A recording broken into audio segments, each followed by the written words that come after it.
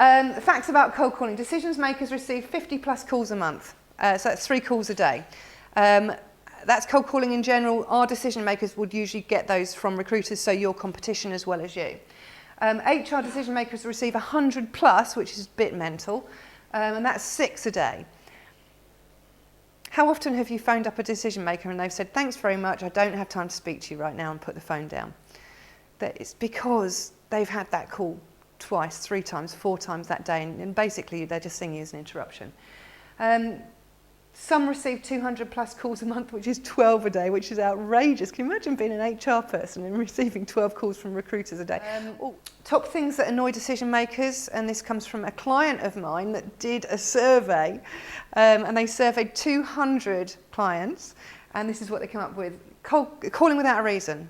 So, hi, I'm calling up today to just touch base with you, just a really quick call, see how things are going and whether you've got any vacancies that I could possibly work on. That reason isn't a reason for the client, that's a reason for you. An aggressive approach. They hate it when they try and be pushed into a situation that they don't want to be in. Calling too often without a reason, so that's come up as number 3 and number 1. Over familiarity. People loathe that. I loathe that as well. If people are cold calling me and they call me up and I'm like, oh, do you know what? I don't really want to tell you because I don't know you. And they sound scripted or rehearsed. So there's all of these things that we're kind of stuck with if we're cold calling. Some more stats again, which came from Nikki, which came from Dan Kennedy, which is quite cool. 48% of salespeople never follow up with a prospect. So you do that initial cold call, and then 48% of recruiters or cold callers, if you want, won't do it again. Why won't they do it again? They might forget, or they get knocked off their feet and go, oh, that wasn't a very nice person, I won't call them again. Loads of reasons why they don't do it, and it's forgetting and having a bad experience, if you like. Your brain is going to naturally react to that bad experience and say, I don't really want to do that again. And so you'll find other things to do apart from call that person who wasn't particularly pleasant to you. 25% of people make a second contact and then stop. So that's it. Oh, they're not buying, can't be bothered, I'm going to go somewhere else and look for another client. And 12% of salespeople only make 3 contacts. And they stop for one reason or the other. So what does that mean to us? 2% of sales are made on the first contact, and this is fact.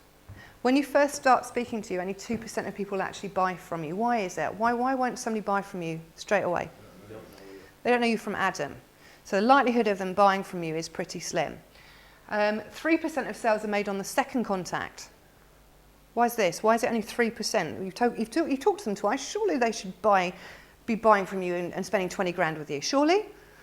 5% of sales are made on the third contact, so it's going up a little bit now, but it's still not great stats for you.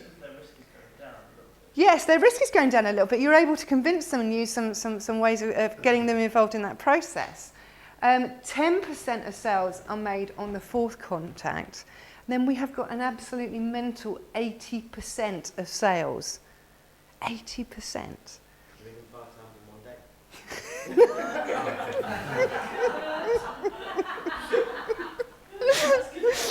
you know what? I might try it. It's me again. Let's remember, Rob, what they don't like.